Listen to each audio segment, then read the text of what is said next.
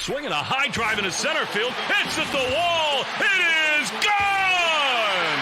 Costas does it again. It's gone! It's into the bullpen! This game is tied! This game is tied! He swings and rips one to center field. It's high, it's deep, it's back, it's gone! Sale winds, he fires. Swing and a miss, strike three, it's over! The Red Sox have won the World Championship! Welcome back to Play Tessie. It is episode 148 if you're listening on drop day. It is November 7th. This is the official Red Sox podcast of WEEI. Before we get going, hit that subscribe button wherever you're listening and wherever you get your podcasts. Subscribe. It helps everyone out when you subscribe. You, me, all of us. So subscribe, rate us 5 stars. Really appreciate it. As always, you can find us on YouTube on the WEEI channel. Find the videos, find the Play Tessie playlist, hit the thumbs up on the videos. You know the drill. And we're on the socials at Play Tessie on both Twitter and Instagram. So I'm here with Sammy and I'm here with Pat. And last time you heard from us, we were talking to Keith Folk. The time before that, we were talking qualifying offer decisions. And when we talked, we started the show by like lightly glossing over the Nick Pivetta qualifying offer decision because the three of us agreed that we wouldn't offer him the qualifying offer. And for those of you that don't know what the qualifying offer means, what it does, when players become free agents, they're eligible to receive a qualifying offer so long as they haven't received it in the past and they were not traded in the middle of the season. If they receive a qualifying offer, it's for 1 year and $21.05 million. If they get it, they can either take it, and that's their contract, 1 year, 21 mil, or they can decline it.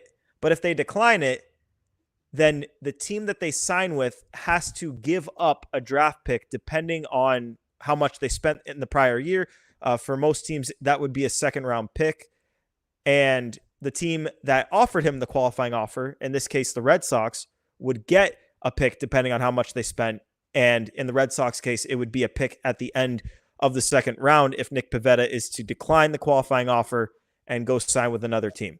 So when we last spoke, none of us thought Nick Pivetta were going to get it. We almost didn't even, like, we debated whether we should even talk about it. We named the episode after Tyler ONeal anyway. Yeah. Because we thought that was a much more, by the way, in defense of all of our collective credibility, nobody thought Nick Pivetta was going to get the qualifying offer. I listened to the other Red Sox podcasts. None of them. None of the reporters, nobody. So please don't question us. Yeah, no, it's not. It's certainly not an us thing. 0 people. Like, if I had seen people, anyone at all, predicting that the Red Sox were going to offer Pivetta the qualifying offer, I certainly would have had us go more into depth. With the Tyler ONeal one, there were people, like, I thought they should have done it. If they were going to offer it to Pivetta, though, I don't think I would have been comfortable offering 2, because if they both accept it, then that kind of hamstrings your offseason. But I would have done it with ONeal and not Pivetta. And we can get to your guys' reactions. But my initial thought on that was, if Tyler ONeal accepts the qualifying offer, I can live with that. Because the Red Sox need a right-handed bat. They need right-handed power. They need someone to slot into that DH spot if they are to unload Masataka Yoshida's contract this offseason. So if Tyler ONeal accepts it, yeah, you're overpaying a little bit, but at least you're getting something you need. Now, if Nick Pivetta accepts it, and this is why it's such a risky maneuver to offer it, if Nick Pivetta accepts it, you've now got 5 starters. So either you're going into the season with the same rotation as last year, but you just add Lucas Giolito, which I think all of us would agree would be a huge, huge disappointment. That's option 1. Option 2 is to sign or trade for a starter and go into the year with 6 starters, have ultra depth, which sounds great on paper, but the 5 guys you've got in the rotation already are 5 established big league starters. Like, none of these guys are guys that are going to want to be in a bullpen role or risk going to a bullpen role if everyone stays healthy. It's not going to go over well. The other option would be to either go out and flip Nick Pivetta or pay down some of his money to flip Nick Pivetta, or trade likely Cutter Crawford, maybe Tanner Houck, but I'll say likely Cutter Crawford. It's risky. It's risky because if you and I'm rambling, but if Nick Pivetta takes this qualifying offer and the Red Sox aren't prepared to go over the tax, you have just hamstrung your entire offseason and you're relying on other teams helping you to get better. And that is a scary place to be. But that said, if he declines it, good for Craig Breslow. You read the market better than anyone else if that happens. Yeah, good ramble. That wasn't not bad at all. Do you guys want Pivetta to accept or decline? Because everybody automatically says no, they don't want him to accept. But if Cutter Crawford's a trade chip, that might make things a little bit easier to acquire an ace or a right-handed bat or a closer or something. One of the many needs that the Red Sox have. So I'm very much stuck in the middle on this. I personally kind of hope he declines so the Red Sox get that draft pick and then they can fill that top spot in the rotation and have less moving parts in this offseason. But I don't think it's the end of the world if he does accept it. The money means almost nothing to me. It's a 1-year deal, so it's off the books after 2025. And it's not like Nick Pivetta is a bad pitcher. He's certainly not. He's a legitimate major league starter. Yes, we had higher hopes for Nick Pivetta than what we got in 2024. No, that does not mean he's not a valuable piece to have. So I guess where I'm at right now is what I just said. While I'd rather him decline it, I don't think it's the end of the world if he accepts it. I'm in the camp that I can't sweat this decision for 2 weeks. I can't, because it's crazy that this one decision does actually kind of change the outlook of the offseason that drastically. Because there's two things here. Sammy, you mentioned it. If he does opt in all likelihood, it's Cutter on the block. Sure. Awesome. Cool. Whatever. What does change is that if they're trying to stay under that first luxury tax, before he accepts it, I believe the number is $65 million. There's $65 million under that first luxury tax. Cutter is still pre-arbitration. So the money swap is huge. So regardless if they move Cutter, they are still right around that 45 million under the tax. That is an ace and then a kind of bargain bin right-handed bat without even addressing the bullpen. That scares me because I don't think that number is enough to address all your holes. Ideally, the guys like Morosi, Heyman, Feinsand, these guys are right. Ideally, their teams licking their chops at his advanced numbers want to work with him so badly that they will give him that 3 years, 18 to 20, $21 million a year, and he does opt out. And if Craig knew this, if Breslow knew this, that there were teams that were going to say, you know what, fuck it, give him the pick, I want to work with this guy. He read the market better than anyone in the entire league did, which is incredible. Because then, you don't have Nick Pivetta for $20 million. Great, awesome. You have the 4 slots, you have the top 1 spot open, whatever. You also get a pick. So if you go and then sign Burns, Fried, a guy with a QO attached, you're net even on draft picks. Yeah, it opens up doors. It opens up doors. Absolutely. But yeah, so that's why, like, I think the initial reaction, especially in my own head, the initial reaction was I don't want to say anger, but like disappointment that they did it. But it's like confusion, I feel. Yeah, a lot of confusion. Yeah. But as Pat referenced, a lot of the national media have come out and said, even in wake of the qualifying offer, that Pivetta has a surprise. Like Morosi's quote was, his market is, quote, surprisingly strong. So why do we do this? We do this every year. I swear to God, we do this every single year at the beginning of the offseason.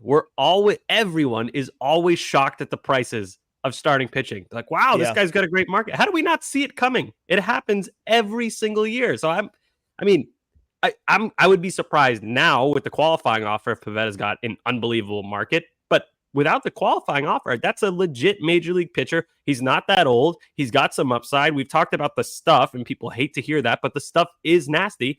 Of course, he's got a good market. That was confusing to me. Why people were confused. I was confused regarding the confusion. The thing is, so you can't react. and I kind of sense it from you guys too, but you almost can't react. And his deadline to make a decision is November 19th. So we've got a little less than 2 weeks to go until that happens. But you almost have to reserve judgment, because if he declines it, then Craig Breslow and the Red Sox saw something in the market that none of us saw. And I think after last year, seeing them completely misjudge the Yoshinobu Yamamoto market, it would be a welcome development if the Red Sox are now reading markets and using it to their advantage. But if he accepts it, we also still don't know if we should be upset or not, because if them offering this qualifying offer signals that, hey, ownership is giving you the go to spend a ton of money so you can take a risk like this, knowing that he can accept it and it's not going to hold the rest of your offseason back, then that's also a good thing. What is not a good thing and would be completely unacceptable is if ownership isn't going to let you go over the first luxury tax line.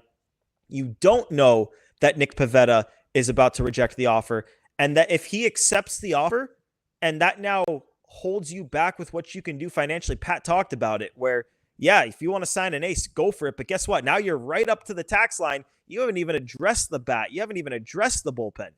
That can't happen. So if he accepts it, I'm going to be looking right at you, John Henry, because I'm going to need the Red Sox to that budget, poof. Like, I'm going to need the Sox going over the luxury tax line if Nick Pivetta is here, unless the follow-up move is to trade Nick Pivetta's 1-year, $20-something million deal elsewhere. Because even if they do trade Cutter Crawford, like, he's only going to be making around $4 million next year. It's not going to help them salary-wise. So, by the way, we have to add that budget is a self-imposed budget. Again, there is no salary cap in baseball. Only ownership can impose a salary cap, which is what the lovely Red Sox front office has done, as they've missed the playoffs in 5 of the last 6 years, which has been great. Gordo, I want to go back to something you said. If Nick Pivetta does accept the qualifying offer, or even if he doesn't, just the fact that they're ballsy enough right now to be making this a possibility, do we think this points to more spending? I don't know, because they could be so, if they are 100% sure that he's going to decline it, it implies nothing. But if there's a chance that he's going to accept it, and I think there is a chance that he accepts it, you'd have to hope yes, but I wouldn't put it past them to offer it and hope for the best and think that they can adjust even with a budget. And that's a scary world to me. You got to get creative. Hope for the best is like the motto of the Red Sox the last 6 years. Let's hope for the best.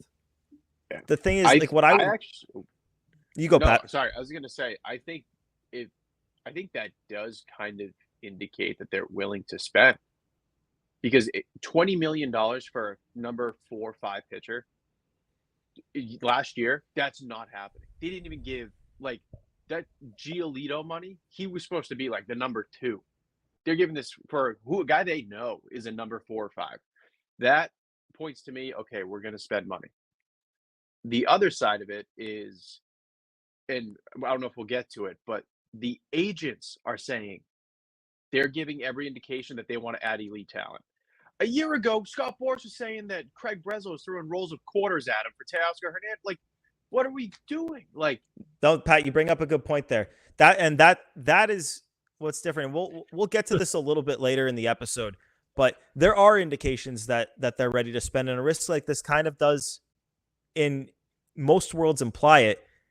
I have a question, because Sammy, you brought up before that you weren't quite sure whether you wanted him to accept or decline, because you want them to be open to a world where they trade Cutter Crawford. Well, I'd prefer he declined, but I just don't think it's the end of the world if he accepts. Okay. Yeah. But even if he does decline, because Nick Pivetta on this qualifying offer would make $21 million. What would stop the Red Sox if they are willing to live with the risk of Pivetta being on the team for $21 million, trading Cutter Crawford, and then signing an ace or trading for an ace? If he declines, what would stop them? Like, let's assume that the Cutter trade would be for Garrett Crochet, who, by the way, Buster only today, or actually it might have been yesterday. It was a day late surfacing on the web. You're welcome, people. But Buster only said that he thinks that Garrett Crochet is definitely going to get traded in the two teams that he has his eye on there are the Mets and the Red Sox. So let's say Cutter Crawford goes in that trade.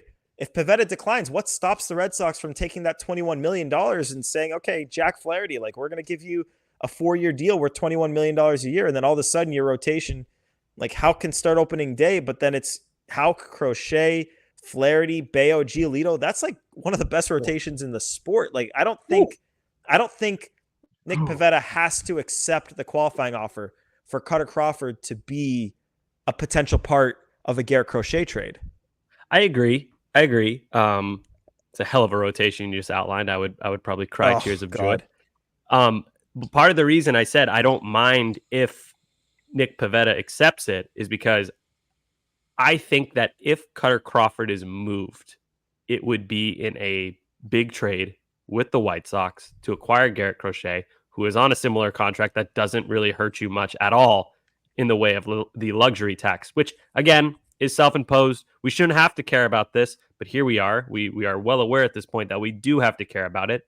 As far as that scenario where Pivetta comes back, Pivetta declines, and then they also trade Cutter. I think obviously that's less likely because it's more moves happening, but it's not out of the question. That would be like the 2012 era Red Sox kind of move, which was those years 2013, 15, 16, 17, 18 were a lot more successful than what we've seen lately. So certainly wouldn't hate it. I just don't.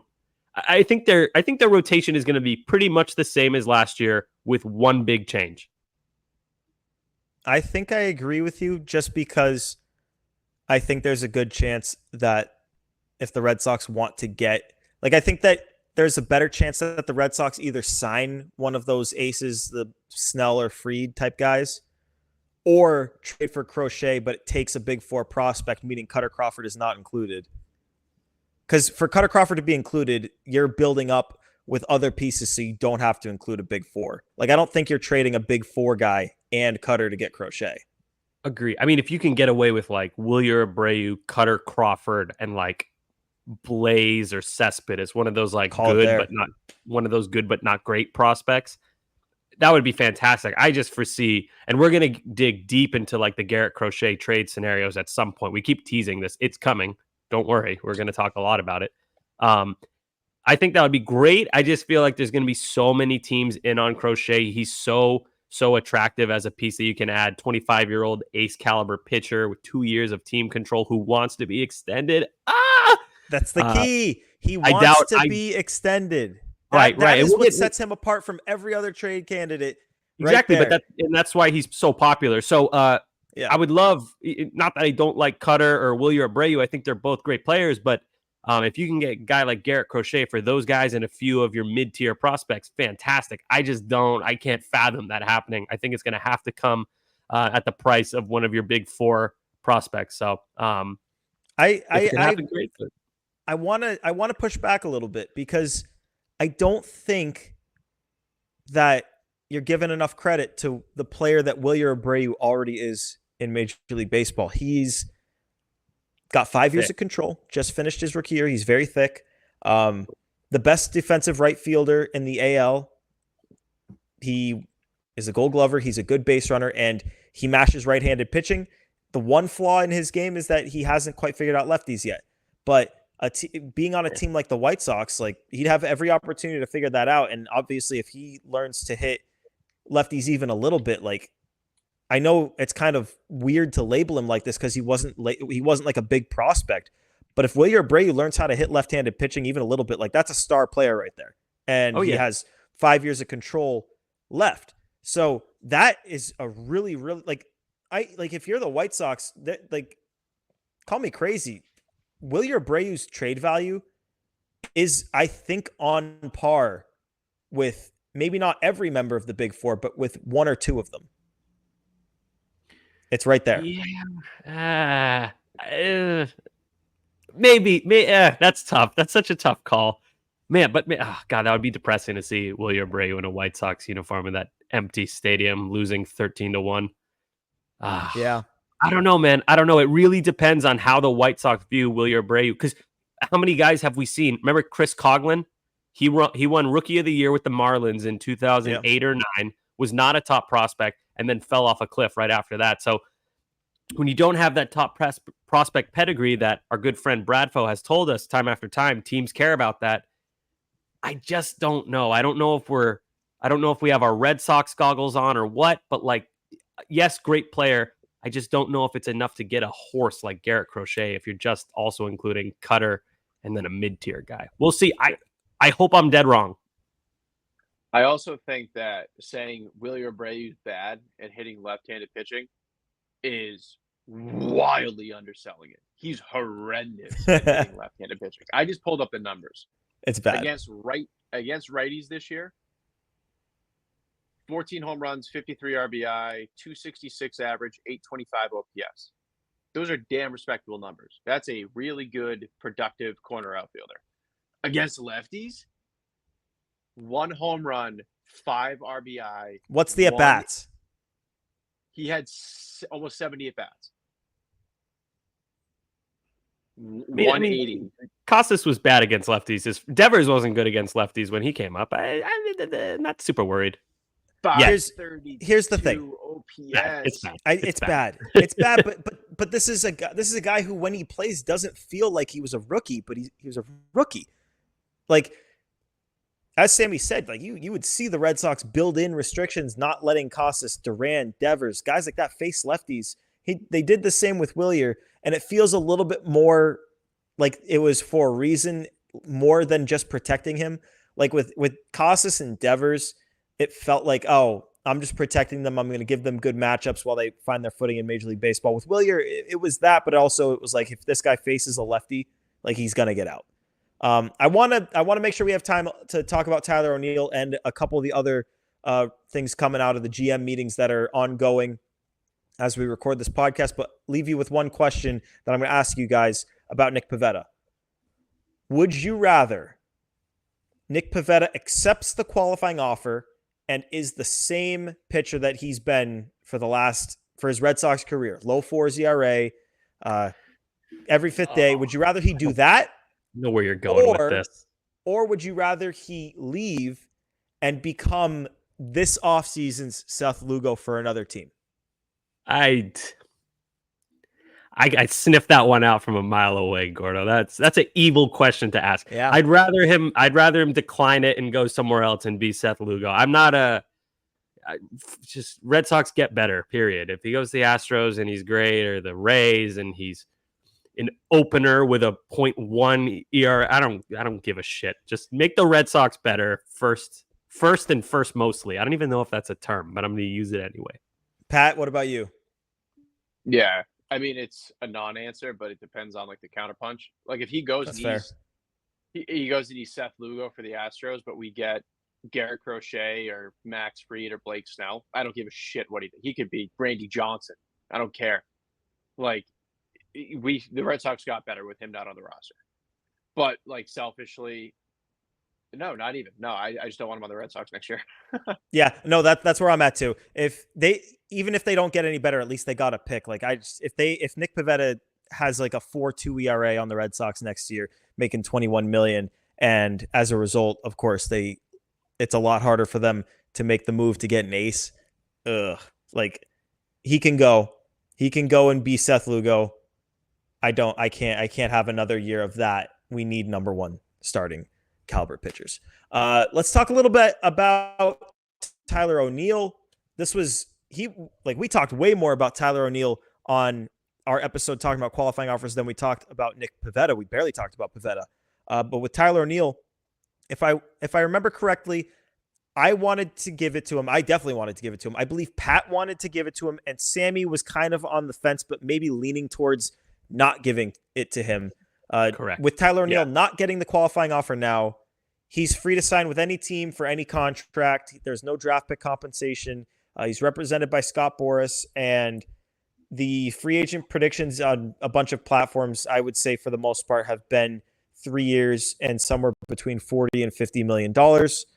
So for me, like, now that Tyler O'Neill is not coming back to the Red Sox on a 1-year deal, I'm a lot less inclined to bring him back.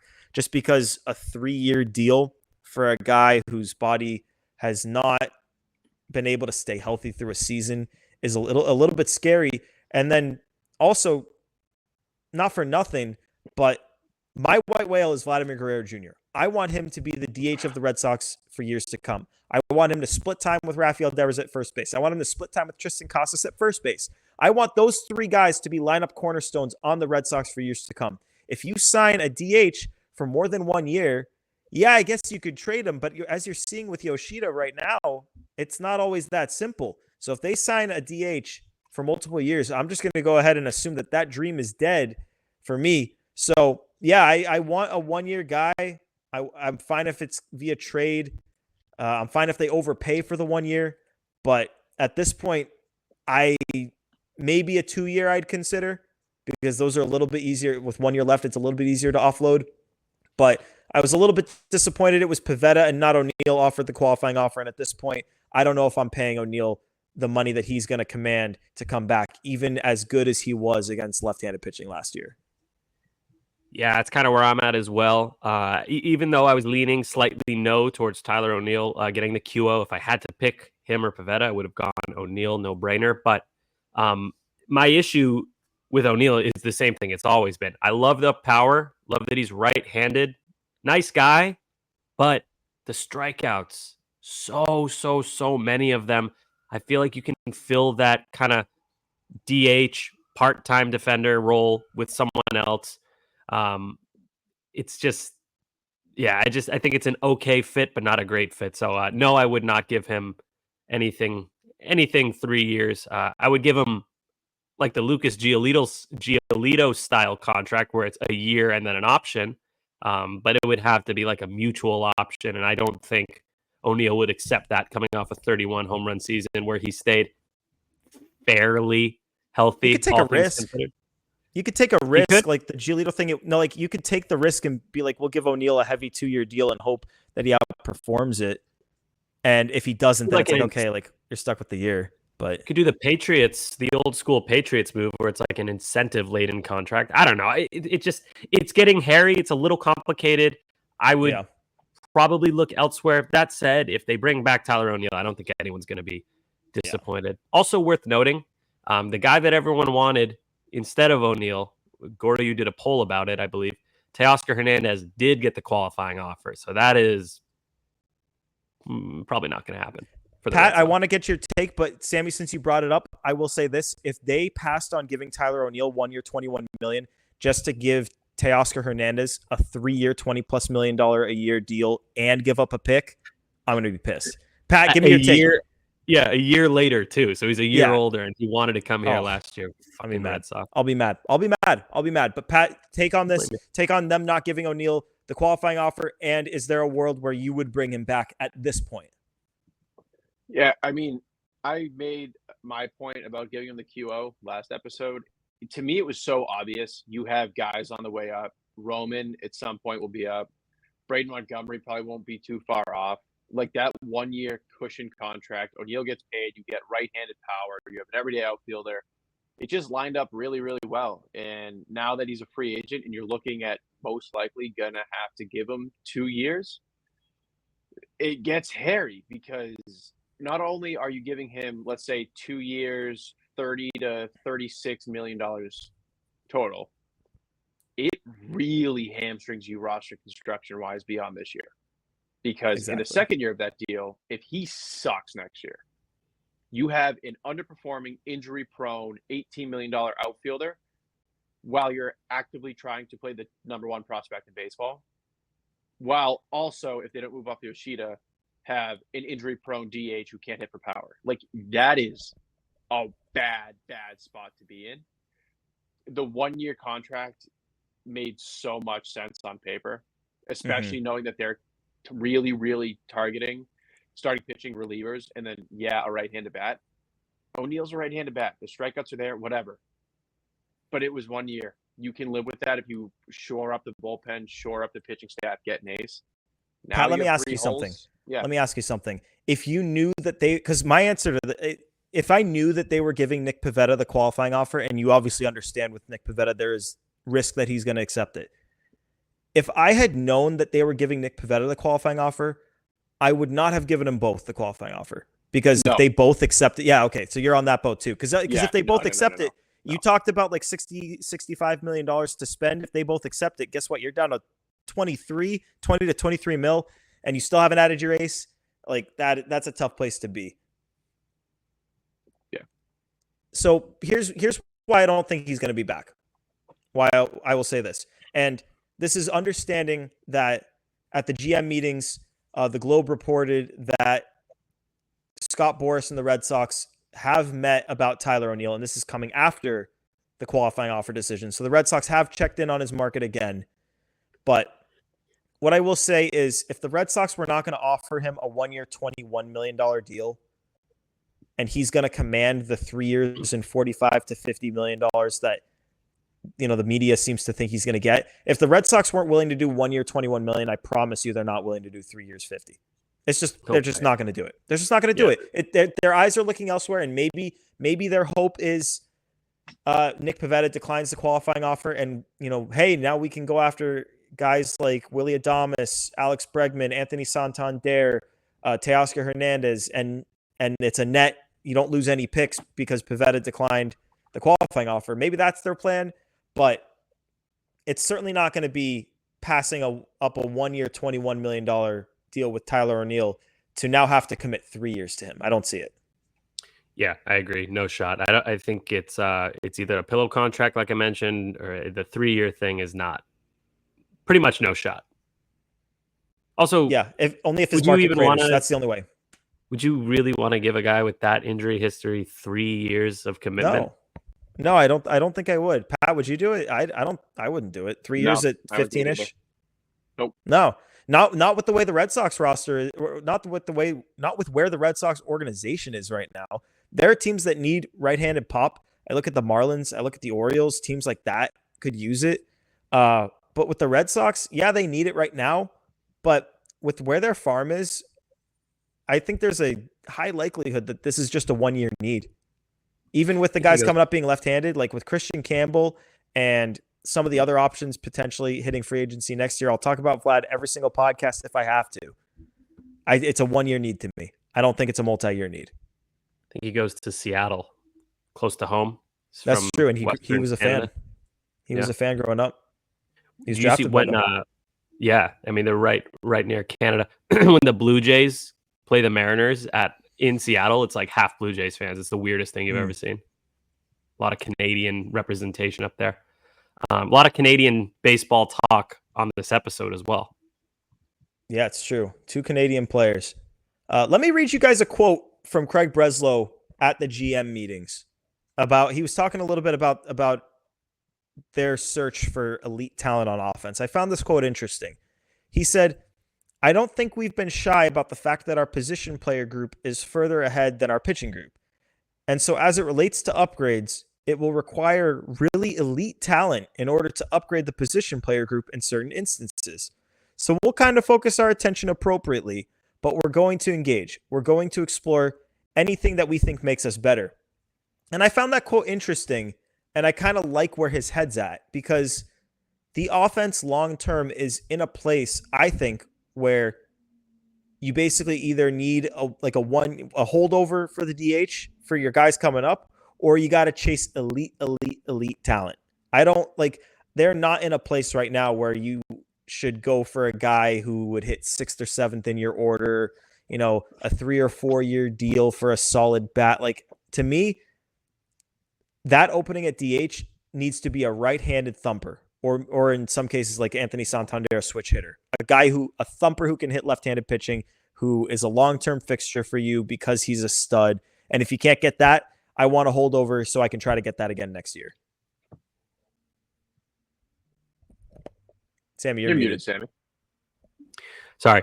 Yeah, I agree with you, Gordo. I don't want like a mid-tier guy unless one scenario where I'd be cool with it if the Red Sox did like a bad contract swap and offloaded Yoshida. The guy I'm thinking, Nolan Arenado, could work. He's not elite offensively anymore, but he can still hit. He makes your defense better. But if you're not going to do something like that, then yeah, I agree with Craig Breslow. You need to like get a guy. It's kind of like the rotation to a lesser degree. You need a guy. You don't want just some. You need a guy, not just some dude. How's that for Yeah, analysis? there you go. You need a guy, not a dude. No, you need a guy, not some dude. Yeah, exactly. Dude, a dude works. Yeah, if the guy is a dude, go get him. works. But if the guy's just, that's a dude. You don't want that. No, but like the difference is a dude is good. Some dude is bad. Some dude, yeah. Oh, some dude is never good. No, you want a dude. Yeah. Dude. A dude. Yeah. Well, I guess it's good to so to back to the quote. I like hearing that they're exploring all options. It doesn't really do much for me though. I need to see it. I can't I feel like I've been in a toxic relationship with this front office for years, despite the changes. It's still the same front office, different personnel, same front office. And I've been gaslit, I've been hurt, and I just won't do it again. So appreciate the words, Craig. Let's see it.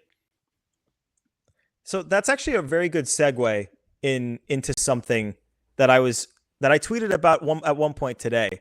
It was following the Globe's report that agents have been saying, and Pat, you referenced this earlier, is that agents have been saying that the Red Sox are kind of ready to go and ready to be in on the top players on the markets. Alex Spear was talking about the other day about how the gossip at the GM meetings is that the Red Sox could trade for anyone. And it seems, based off of the Globe's report the next day, that they are ready to spend too. And that's what agents are saying. And when I tweeted that, the response from everyone is what has been the response from anyone anytime I've tweeted anything that the Red Sox have said or has been reported about the Red Sox potentially spending, which is, I'll believe it when I see it, which I think is fair. Don't tell me. Yeah, show me, which I think is fair every time that they speak. Every time that Craig Breslow or Sam Kennedy says like, hey, enough's enough, like we're ready to go. I think that's the right response. But when the agents report it, when the agents are telling the media, you gotta remember back to last year, because we talk about full throttle so much. But last year, agents were telling reporters, anyone who would listen, that the Red Sox were not going full throttle. They actually were telling agents that, hey, like, we're interested in your guy, but we can't spend money right now. We have to offload salary if we want to sign your guy. That's different than what we're hearing now. Yep. What we're hearing now, I'm not saying to take off the shackles and like let yourself be free. Like, no. Have your walls up. Have your walls up, because they have not earned the right for you to, in John Henry, in Craig Breslow, in Sam Kennedy, in anybody you trust. You don't trust anyone until you see it. But I actually think that this is encouraging. Yeah, I agree. And, I always kind of no-sell the talking from anyone. But when it's coming from an exterior source and they're saying the complete opposite, not the complete opposite, but a very different tune from last year, you could say, that's a good sign. I think that's something that Red Sox fans should be markedly encouraged by. Don't go nuts. We're still not out of the woods yet. John Henry is still in charge. He is the one hamstringing the payroll. It seems abundantly clear at this point that it is one man doing that. So, that's legitimately an encouraging development. It's just not huge, but it's real. Pat, are you encouraged by it? How do you just raw? How does it make you feel? So, ironically enough, I'm actually more encouraged by what's coming out of not the Red Sox about the Red Sox, if that makes sense. Like, you have Spear, like even Spear last year when they were in on Yamamoto, he didn't shoot it down, but he was like, this could quickly get out of their grasps. The market could quickly proceed, like whatever. He didn't shoot anything down, but he was very overly cautious. He was like, I don't think it's going to happen. You had guys saying, like Heyman and Rosenthal were saying, they have to spend money, right? They must have to spend money. And then you had the agents saying, oh, they have no money. They're trying to offload money. They're not going to do anything. to then this offseason, a complete 180. You have Spear saying they can trade for anybody. They're big fish hunting. They're in the trade market. You have agents saying they're showing every inclination that they're willing to spend for top-tier talent. All of that. You have only in passing mentioning the Red Sox and Crochet. All of that speaks more to me than Craig Breslow for the 7,000th time saying we're going to pursue every avenue, explore the market, canvas the market, look to upgrade. I can't hear that anymore. I want concrete information, and what's coming from the outside seems to be concrete because it's universally saying the same thing. So what I will say to this is I just remember last year at the winter meetings, and this is in December. This is before Ohtani signed, before Yamamoto signed, before any of that. And Scott Boras was doing his media availability, and I asked him, I said, what have your conversations with the Red Sox been like? And he kind of gave me a non-answer. And I was like, that was weird, because like we were still feeling the effects of full throttle. Like we thought the Red Sox were going to do legitimate things. It was just a matter of what. And when Scott Boras kind of gave like a non-answer, I should have put 2 and 2 together and thought, oh my God, like why is the agent not at least using the Red Sox as leverage? And in hindsight, it was obviously because no one would have believed it, because all the agents knew that the Red Sox were not a threat. All the teams knew that the Red Sox were not a threat. This time around, it's agents, including Scott Boras, that are saying this. So again, it's put up or shut up. Like we'll believe it when we see it.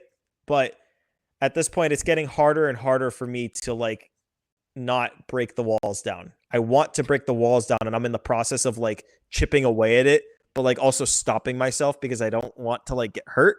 But it's hard because we're getting hurt. We're gonna get hurt again. We're gonna get hurt again. It's gonna be like the Red Sox sign. It's gonna be like just Jack Flaherty. It's gonna be Sean Manaea giving up the pick. I would. Oh God, that makes me mad. Sean Manaea, good pitcher, but like for fuck's sake, man, I would lose it. Ugh. He's not the ace, and he has the pick attached. Did you guys see who is a actual top 100 ranked free agent? Who, I'm not kidding, if the Red Sox sign him, I'll burn my own house down. Yes. Wait, are you talking about Kyle Hart? Dude, yes. That came out of nowhere. He was good in Korea, right? Yeah. Fangraphs, what did they have him? They had him for like 3 years, $24 million. Their projection for Kyle Hart, who we got to pull up his 2020 stats. That was the only year he pitched for the Red Sox, right? Yeah, it's the only. I'm pretty sure it's the only year he pitched in Major League Baseball. He was not good. I remember one start. He was going into the start in 2020, and he had a 56 ERA. And I remember sitting down to watch the game and being like, "What's wrong with me? Why am I watching this? This guy's ERA is 50-6." You want the stats? Give me the full season, yeah.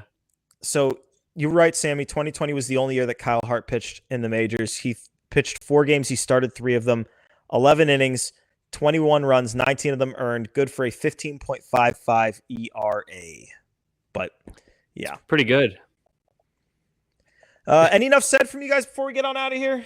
I've actually got 2, but I'll save mine for the last. I got 1.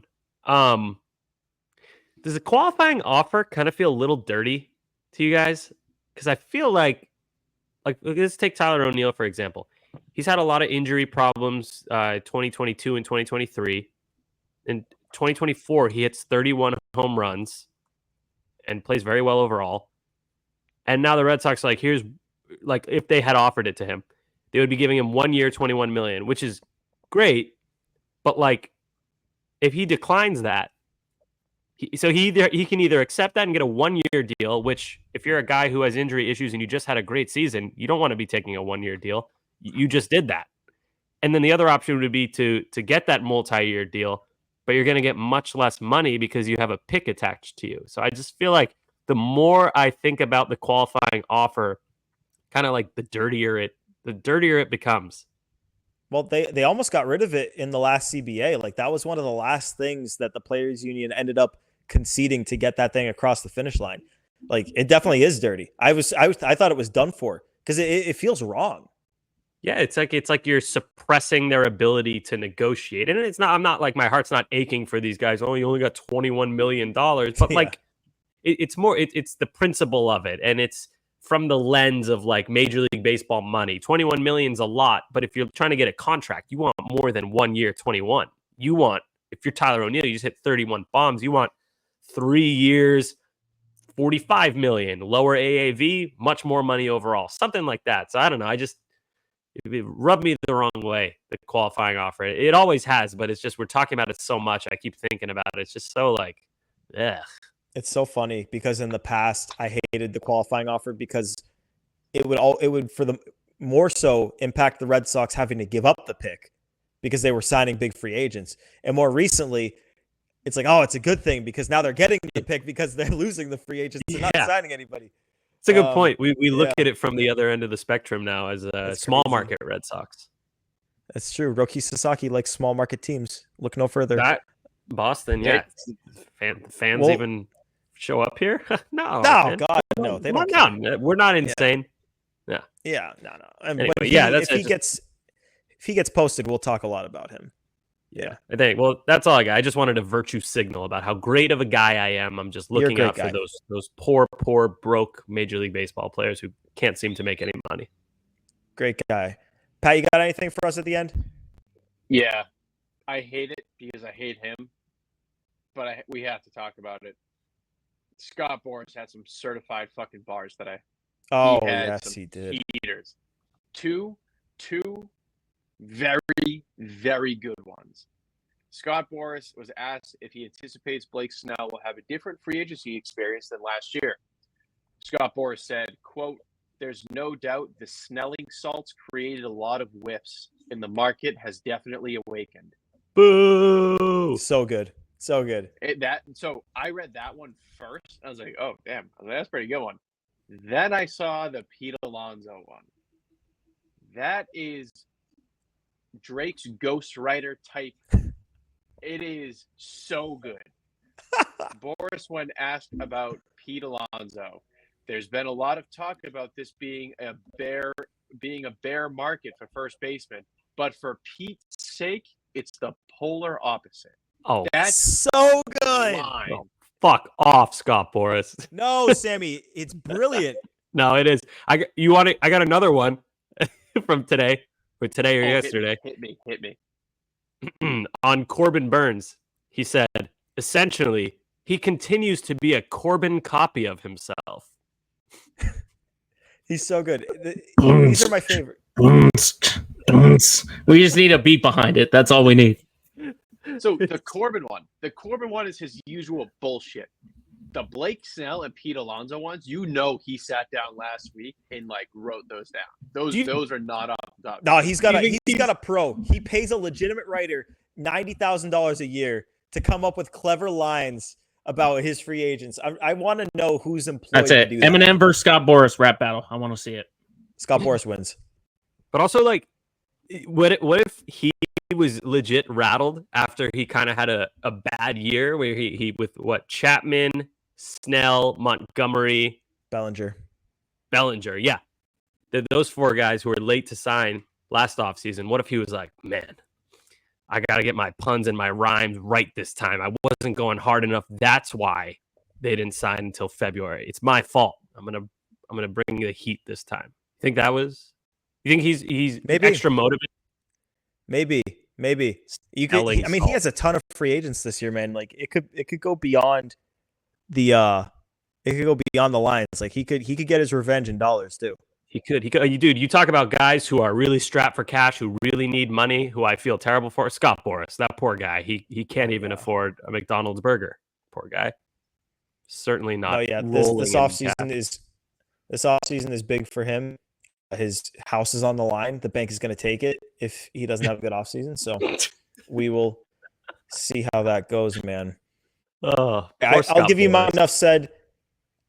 So I spend my free time putting together trades, doing stupid nonsense like that. I was trying to figure out. So Luis Robert signed like an extension that similar to the ones that Cedon Rafaela and Brian Bayo signed, where it's like he's making very little money at the start of the deal, but he's making a lot by the end.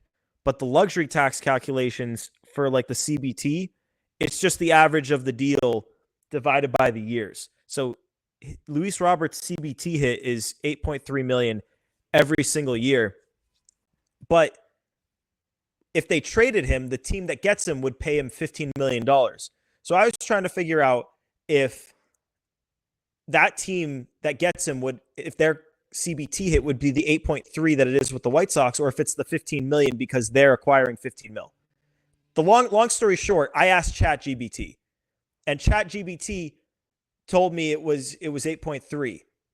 But I like did a little bit more digging, and I had a pretty good idea that was wrong. And so I asked ChatGPT, "Are you sure about this? Like, I think it might be this." And ChatGPT thanked me. It apologized to me. Like, that thing was like, it was basically bowing down to its superior being. I daddied ChatGPT. You're the king of the robots. Yeah. I daddied ChatGPT. The daddy of the There's robots. one person that can stop the robot uprising. It's Gordo. And John Henry's going to have to pay him to do it. Yep. So don't expect the robots You to be got an epic quest to stop the one named Gordo. I like how he says it too. An epic quest to stop Gordo with the robots. So many robots. I'm John Henry. I live in the sewer and I love to eat cheese. Imagine like a John Henry in rat form. Is John Henry hanging out with the Ninja Turtles? I just he's got a long tail. He's got a long tail. He's got. You know why I've always like jokes aside. You guys watch Arthur when you were a kid? Yeah, not a lot, but I did a little. In a non-derogatory way, even when I was a little kid, I always thought that John Henry kind of looked like Mr. Ratburn, the teacher. So that's why I like to talk like he's like a rat in the sewer. Not that Mr. Ratburn talked like that. I mean, not to rewrite history here, but yeah, John Henry, he's a guy. Yeah, he guy. Sure is. Yeah, some guy. Not a guy. No. We got to get out of here. Before we go, Pat and I, just to pass along, we're going to be at the Pedro Martinez Gala this Friday. That gala is going to include it's going to have like a panel discussion talking about the 04 World Series. Pedro's going to be there. Big Papi's going to be there. Veritek's going to be there.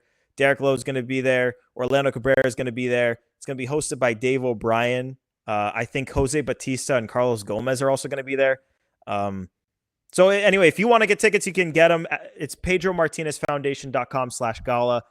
Pat and I will be there. We'll be at the red carpet. It'll be fun times. But yeah, you can get tickets if you want them. But that's going to be a wrap for us today on Play Tessie for episode, what is this, 148? Yeah, 148. Appreciate you guys tuning in. Remember, subscribe, rate 5 stars wherever you get your podcasts. Find us on YouTube. We're the Play Tessie podcast on the WEI channel. Hit the thumbs up on the videos. We really appreciate it when you guys do that. And you can find us on the socials at Play Tessie on both Twitter and Instagram.